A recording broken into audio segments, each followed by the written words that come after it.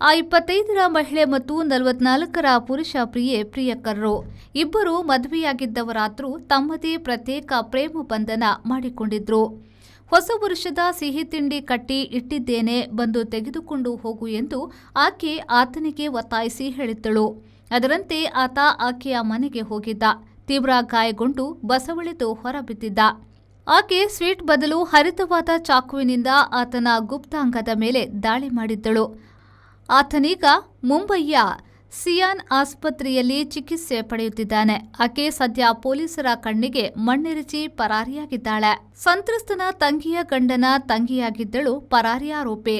ಸಂತ್ರಸ್ತ ಮತ್ತು ಆಕೆ 6 ವರ್ಷಗಳಿಂದ ಅಕ್ರಮ ಸಂಬಂಧದಲ್ಲಿದ್ರು. ಇಬ್ಬರು ಸಂಬಂಧಿಕರು ಎಂದು ತನಿಖೆಯಿಂದ ಸ್ಪಷ್ಟವಾಗಿದೆ.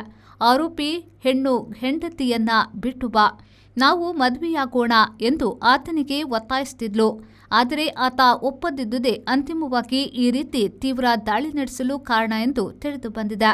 ಸಾಂತಾಕ್ರೂಜ್ ಪೂರ್ವವಾಸಿ ಆರೋಪಿ 2 ತಿಂಗಳು ಬಿಹಾರಕ್ಕೆ ಹೋಗಿದ್ದಾಗಲೂ ಇದೇ ವಿಷಯವೆತ್ತಿ ಫೋನ್ನಲ್ಲಿ ಜಗಳವಾಡಿದ್ದಾಳೆ. ಇದೇ ಡಿಸೆಂಬರ್ 13ರಂದು ಹಿಂತಿರುಗಿರುವ ಆಕೆ ಕೊನೆಗೆ ಹೀಗೆ ಮಾಡಿದ್ದಾಳೆ. ಸಿಯಾನ್ನ ವಿಎನ್ ದೇಸಾಯಿ ಆಸ್ಪತ್ರೆಯಲ್ಲಿ ಚಿಕಿತ್ಸೆ ನಡೆದಿದೆ. ಶಸ್ತ್ರಚಿಕಿತ್ಸೆ ಅಗತ್ಯ ಎಂದು ಪೊಲೀಸರು ಹೇಳಿದ್ದಾರೆ. ಪೊಲೀಸರು ಎಲ್ಲಿ ಅವಳು ಎಂದು ಹುಡುಕಾಡುತ್ತಿದ್ದಾರೆ.